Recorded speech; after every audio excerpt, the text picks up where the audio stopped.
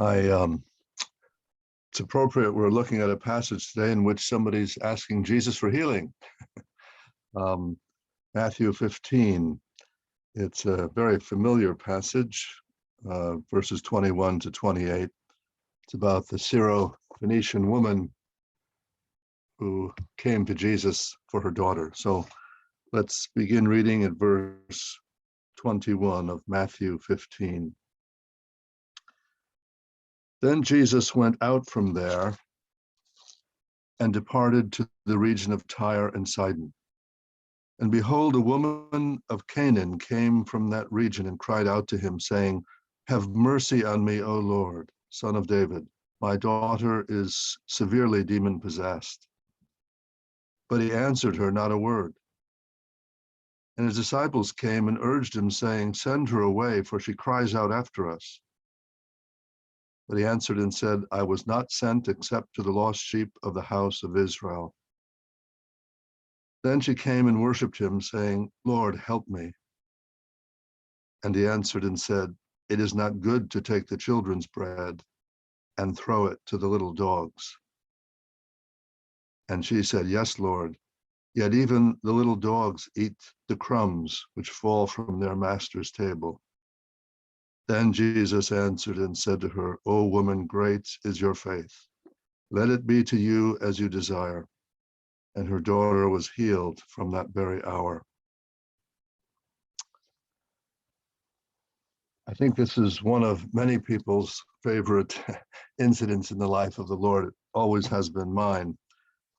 We're here this morning, as usual, to pray for mercy, just like this woman was asking for mercy. Our chief request, I suppose, is revival.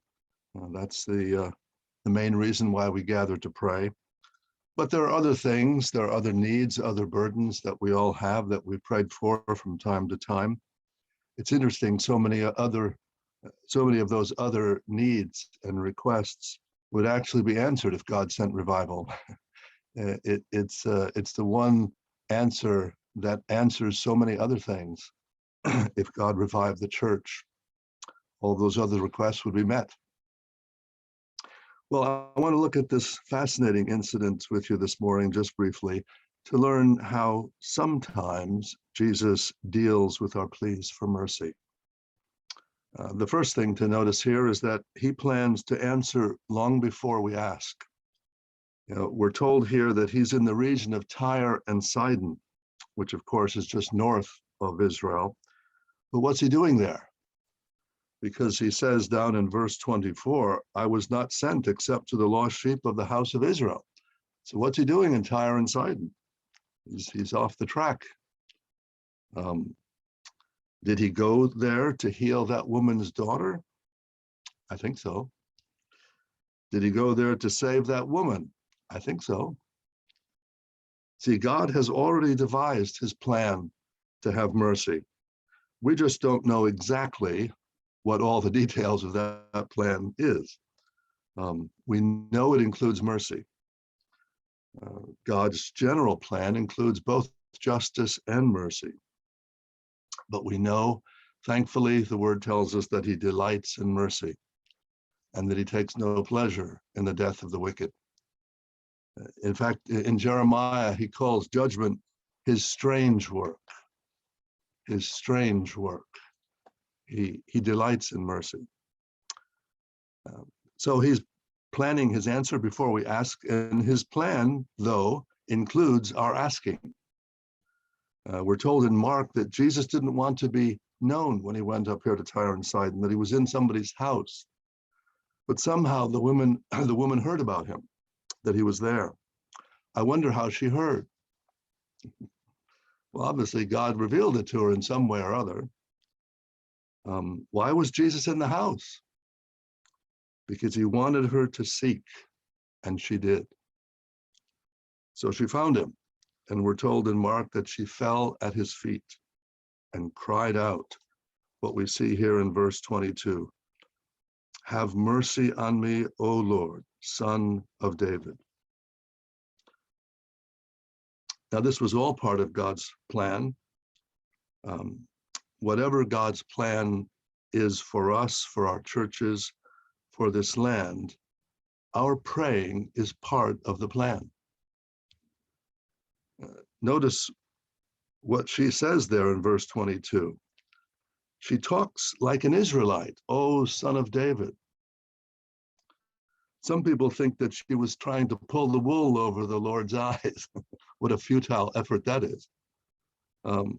We don't know, maybe she was, but she asks, and that's part of God's plan. The next thing that's so interesting and fascinating, and it's one of the reasons why this is such a memorable passage, is Jesus seems completely uninterested. He answered her not a word. Do you like it when people ignore you when you're asking for help? Do you like that?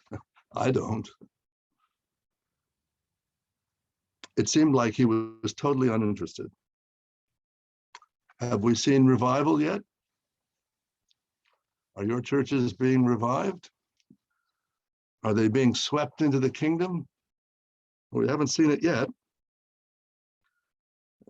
How Jesus is dealing with the woman here is not always how he works, but it is sometimes, and often, very often, there's a delay in God's answer to our prayers, as we see it. It's not a delay as far as God sees it. It's right on time. But to us, it seems like a delay. The next thing we see here, very interestingly, is the disciples get into the act. Send her away. Send her away. Get rid of her. She cries out after us. You know, sometimes we have to recognize that sometimes Christians are not encouraging. And sometimes they get in the way. There are some Christians who would think that what we're doing here today is rather quaint, rather nostalgic, but probably a waste of time.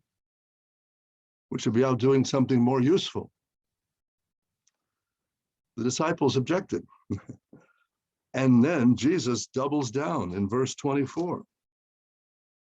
I was not sent except to the lost sheep of the house of Israel. She's a Gentile. Jesus came to the nation of Israel to present himself to them as the Messiah that God had promised them. Remember, Paul said, to the Jew first, to the Jew first. So this must have been very discouraging for her.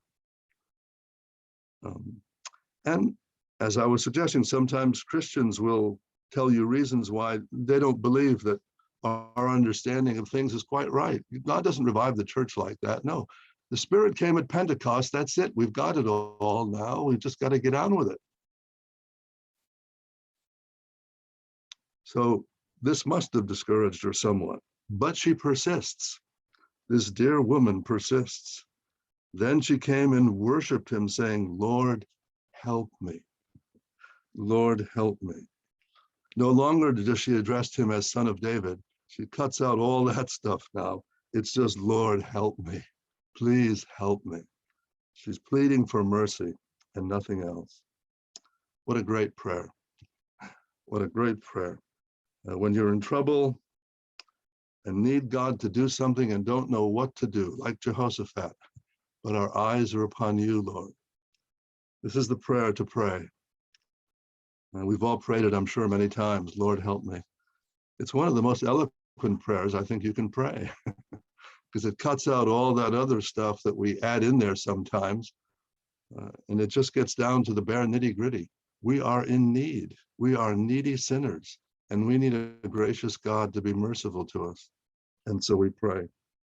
I remember the first time I prayed that prayer, I hadn't been converted more than a few days, I don't think.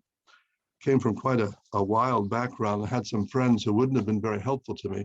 I was in university at the time, and I was walking into the cafeteria, big, large cafeteria. And from all the other side, I could see these two old friends of mine walking my way. And I became nervous. Oh, I don't want to have anything to do with them, Lord.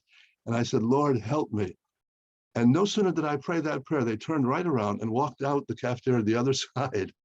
I don't think they ever saw me. But it was a great encouragement to me as a young Christian. Boy, the Lord answers prayer fast. Now, he doesn't always answer that fast, but he did at that time, I think, to encourage me as a young Christian who was quite nervous. But you see this woman's faith. She just won't quit. She just won't quit. Lord, help me. She reminds me of the first church I worked in after seminary. The pastor there, he was a dear old man. I don't know what he was doing in New York City. He was from the heart of Georgia with a big Southern accent there in Manhattan, pastoring a church. And I was working with him. I didn't always agree with Pastor McGee.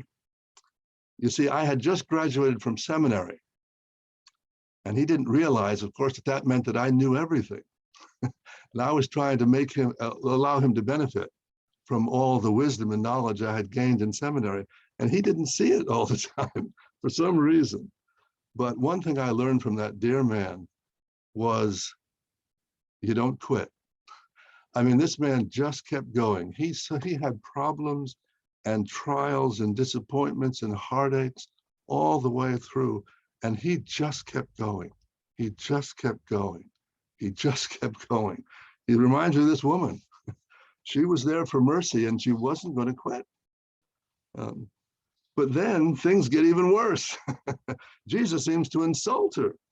Verse 26, it's not good to take the children's bread and throw it to the little dogs. I think this would have finished almost everybody else. Jesus just compared me to a dog. He just compared me to a dog. Give up. Now, I don't say that Jesus will compare you or me to a dog, but if I understand Scripture correctly, I think in some ways we're actually worse than dogs. You know, I've owned dogs. Dogs are very faithful, a lot more faithful than a lot of people. And sometimes in God's dealings with us, he has to humble us to a very low place. And it may seem like at that time that God is being hard, but he's not. He's not being hard because God resists the proud, but he gives grace to the humble. So he's got to humble us if he wants to bless us and to use us. And remember this woman and what she did. And that's the next thing. She humbles herself under the mighty hand of God. She says, yes, Lord. That's the right way to answer right there. Yes, Lord. Yes, Lord. Yet even the little dogs eat the crumbs which fall from their master's table. What an answer. What an answer. This is absolutely solid gold. You can't get a better answer than this. It's like, okay, Lord, I'll take whatever low place you want me to take. Just please hear my prayer. Just please have mercy on me. And that's, of course, what we see last here, the answer that Jesus gave in verse 28. Oh, woman, great is your faith. Let it be to you as you desire. Jesus had to humble that woman, and whatever pride was in her, there's pride in all of us. That's why we keep going through difficult times in the Christian life. We need it because that pride doesn't end at conversion. It would be nice to think that it did. It would be nice to think that all Christians are humble as they can be all the time, but we're not. There's pride that rises up within us. Somebody says, you want to find out how much of a servant you are? You'll find out when somebody treats you like one. Because that pride rises up within. How can you talk to me that way? Who do you think you are? You know, and so God has to keep humbling us, and he's humbling this dear woman here to bring out this gold of faith that is in her. And that's what he brings out here in this statement. She goes through all this and she's ready to humble herself. There's no place low enough that she won't go in order to hear from God what she needs to hear. So Jesus came here to Tyre and Sidon to find this woman, to heal her daughter, and I believe to bring her to a saving faith. And that's the Lord's goal for some of the people in our lives and in our churches and in this nation. How many, we don't know. How that's going to happen, we don't know. Will we see true revival in our day, we don't know. But we do know that this prayer meeting is part of God's plan to have mercy on people like this dear woman. So may God help us to keep praying